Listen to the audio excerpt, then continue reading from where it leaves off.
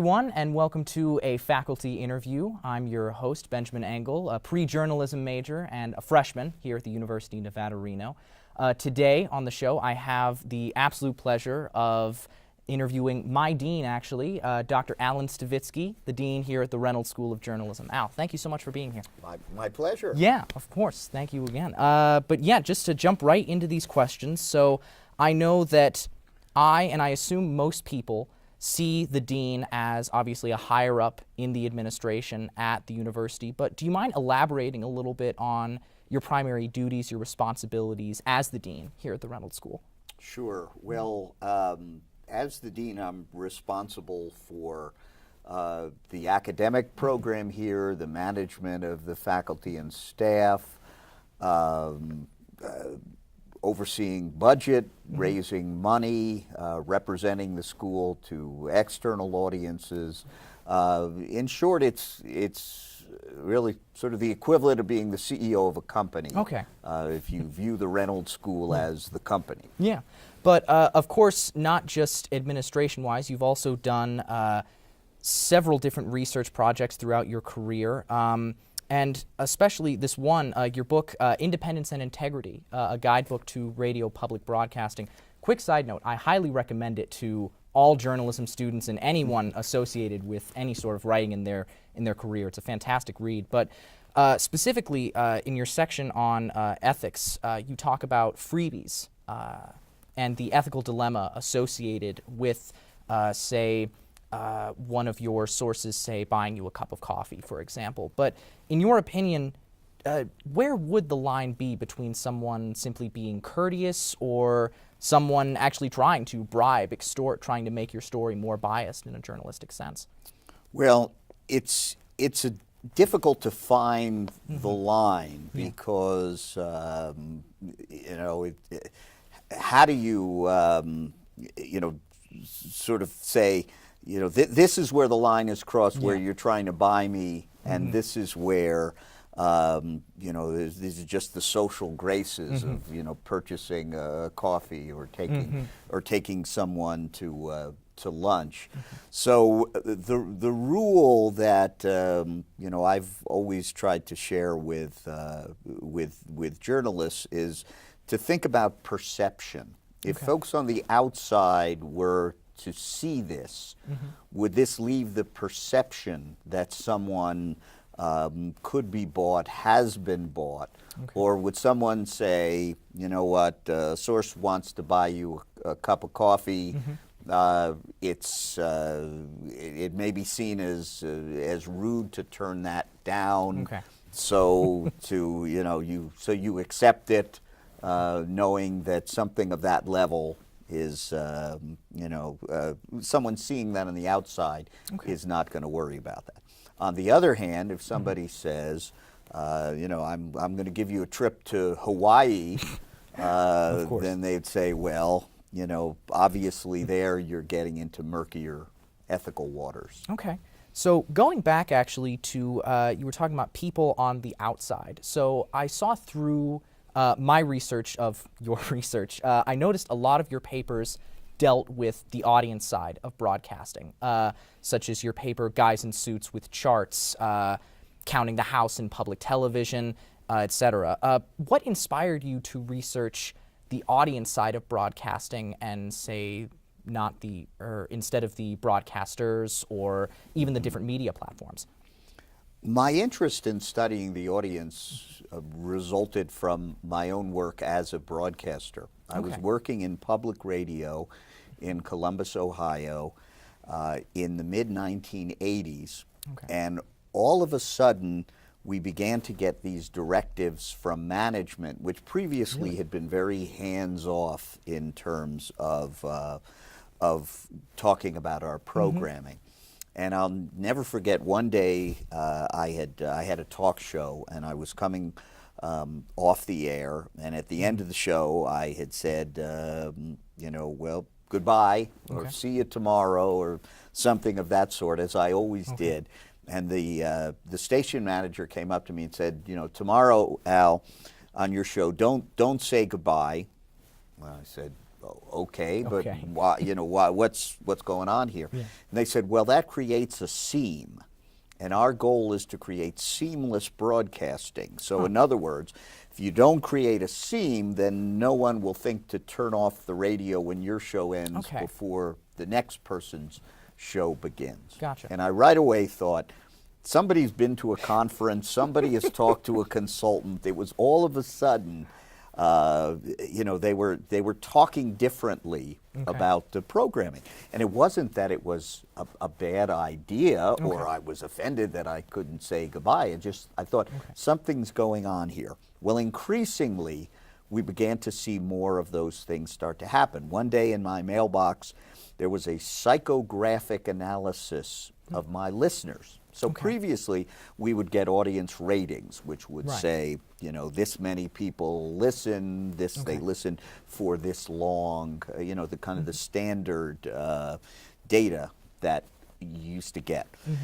Later, I got this psychographic analysis, which said the people who listen to your program, are more likely to have these political views and to live in these particular neighborhoods and to have these interests. So all of a sudden we had gone from just numbers to more of a demographic breakdown and now a psychographic breakdown. So it was clear to me that something was happening in the industry. So not long after that, I left that job to begin working on my PhD, and I got to the point where you need to choose a topic for your dissertation. And I wanted to understand what had happened, what was going on at that time. And so it turned out that was the start of what I called in my work the research revolution in public radio. So I wrote my dissertation on that, and then for a number of years after that, as a new professor, I began to study the way public broadcasters were talking about their audiences, the way they were studying them, and what that meant for the larger enterprise. And then of all the media outlets or the media platforms, your research seems to focus primarily on radio broadcasts. I can understand that. You've been a radio broadcaster, a talk show host for several years in Wisconsin, Ohio, throughout your career.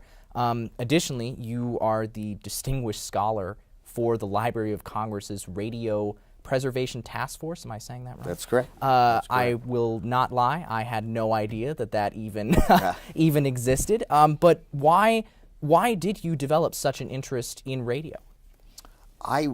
From the time I was a kid, I was fascinated with radio, and though I worked in several media, not only radio but television, and worked in print as well.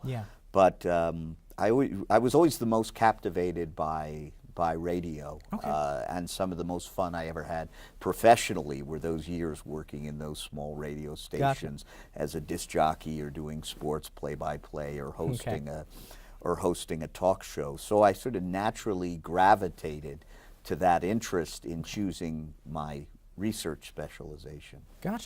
And were there any stories that you covered during your time as a broadcast journalist that you would consider career defining or solidifying your idea that, yes, this is what I want to do as a career? And if so, what were those stories, and why do you consider them so important to your career? When I was in college at the University of Wisconsin, I got a job announcing hockey, and I wound up announcing the University of Wisconsin hockey games in a year when they won the national championship. Really? And so I traveled with the team to the title game in Detroit. I got to know the coach well, Bob Johnson, who later went on to the NHL and won a Stanley Cup with Pittsburgh. And that experience, it was just such a thrill. I mean, I remember those experiences to this day. And even though television is the big influence Yeah. in sports journalism these days, but to me, radio, calling a game on the radio, painting those pictures, listening, Yeah. I so many times, and to this day, still, listening to baseball on the radio, it just sort of, struck me how I think what an impact radio has, and that emotional connection, Yeah. which I think even to this day I think is still more powerful than television or other media platforms. So you think that even still in this day, an era of digitalization, social media, other more, I guess, what people would consider more modern media platforms, you think radio is still a viable platform? Oh, I think absolutely so. Okay. If you look at, you think about the rise of podcasting, and how podcasting has taken off, particularly among Okay. younger audiences, Yeah. many of whom don't listen to traditional broadcast radio Yeah.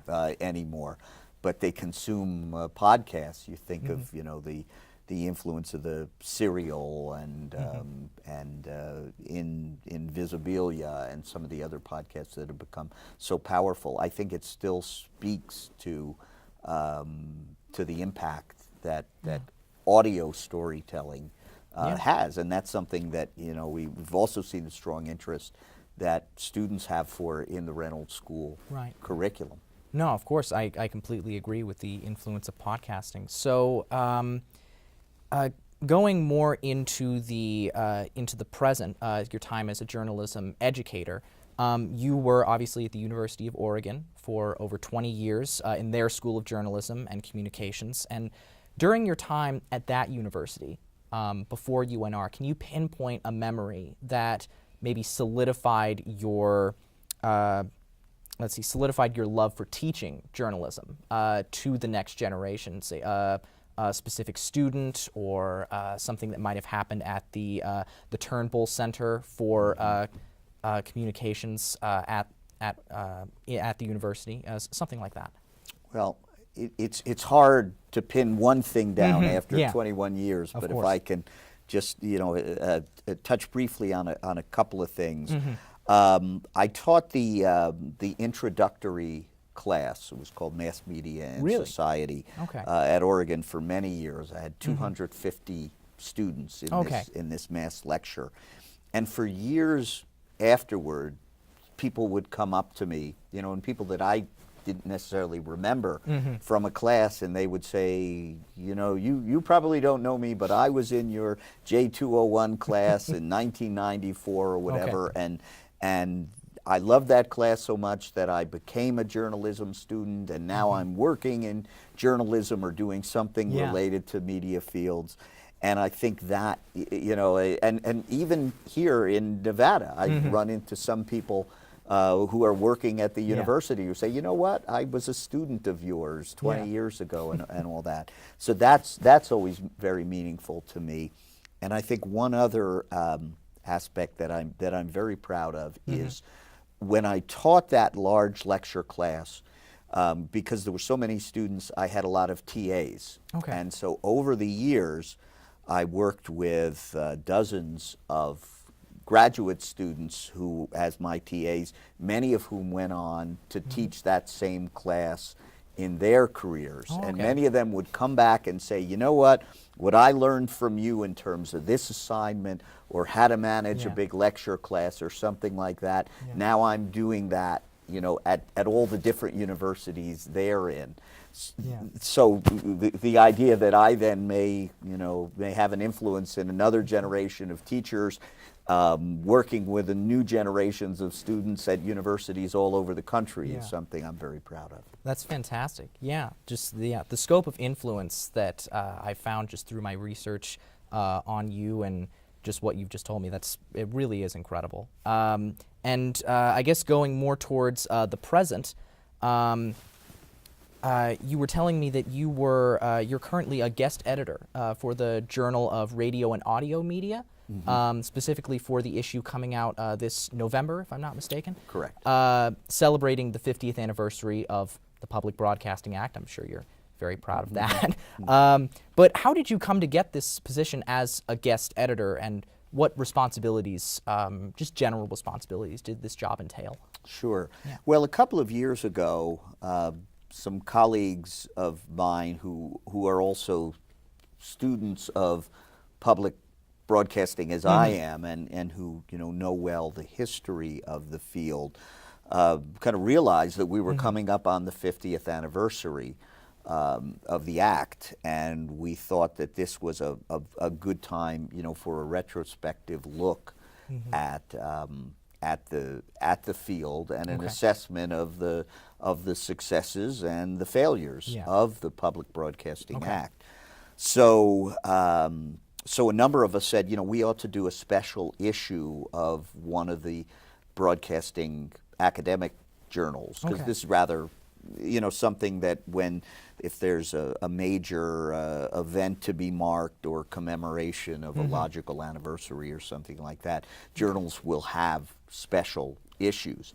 So so I approached the editor of the Journal of Radio and Audio Media, who was a colleague I knew from a Canadian university, and I said that this was about 2 years ago. I said, we've got this 50th anniversary coming up, and would you be interested in then having a special symposium of articles within the journal that dealt with this?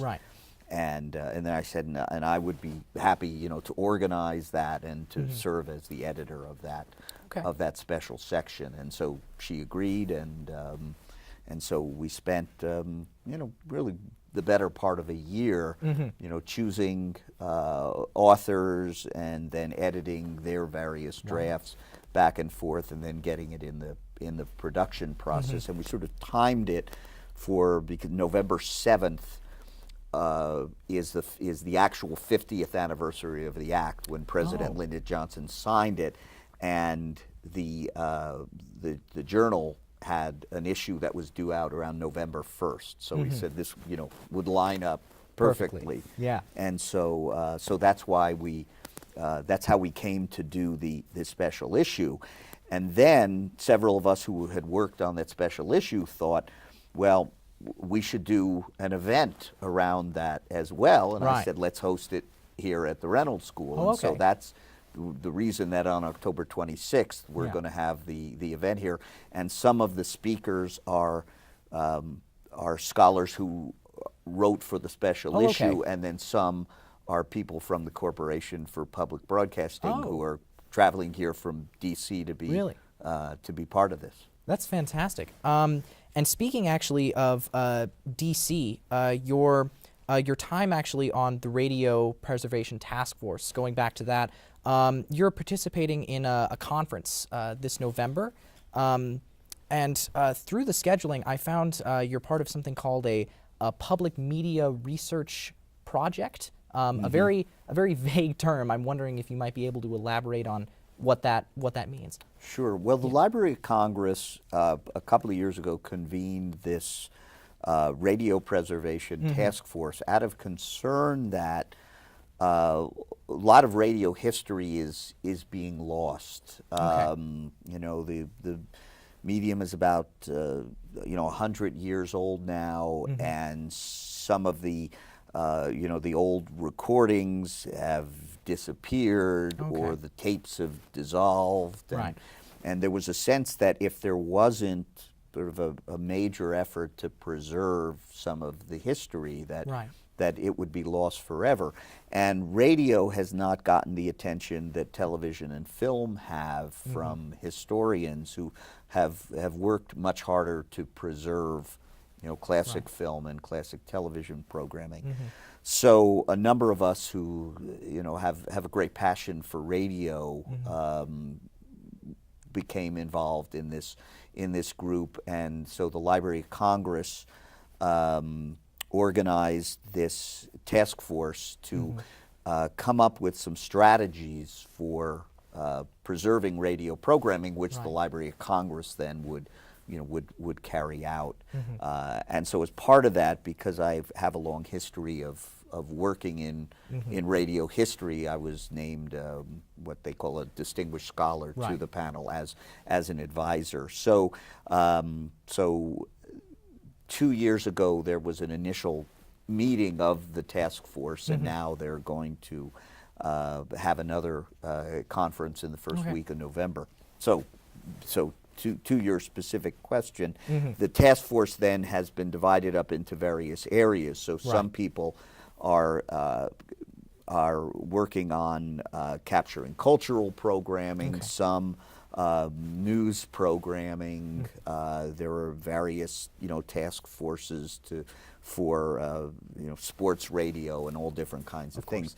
And I'm part of a group that is attempting to capture public radio history. Okay, nice. And then I guess my final question. So obviously we've looked at your past, your present. I really want to talk just for a second about the future. You're here at the University of Nevada, Reno. You've been here for 5 years, correct? Almost 6. Almost now. 6. Wow! Yep. Congratulations. And obviously you've done so much, obviously, to improve journalism education here at the Reynolds School. But is there anything that you're hoping for concerning the Reynolds School's future?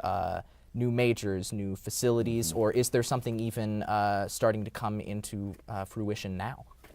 Well, one of the things that I'm really excited about, Benjamin, is that we are building a new major in bilingual and multicultural media, and this will be the first such undergraduate program in the country, and we're looking to launch that next fall, in the fall of 2018. So I'm very excited, about that. We're also developing a program in health communication in partnership with the medical school and with the School of Public Health. Gotcha. So these new major areas, I think, are very exciting. It'll it'll broaden what we do. It'll provide still more opportunities for students, and I think it's an example of how we, as journalism educators, need to change and adapt as the field is undergoing such tremendous change. So I think that is sort of the next phase for us, is to move into these new areas and keep pace with changes in the field, but we also want to be out ahead of it as well. Of course. Well, I certainly look forward to that future, and I know that all the journalism students and just the entire university is looking forward to that future. I have answered all the questions that I wanted to ask. Thank you so much for tuning in. I'd like to thank Dr. Stavitsky again. Thank you so much for taking the time out of your busy schedule to be here. But yes, this has been a faculty interview. I've been your host, Benjamin Engel, signing off.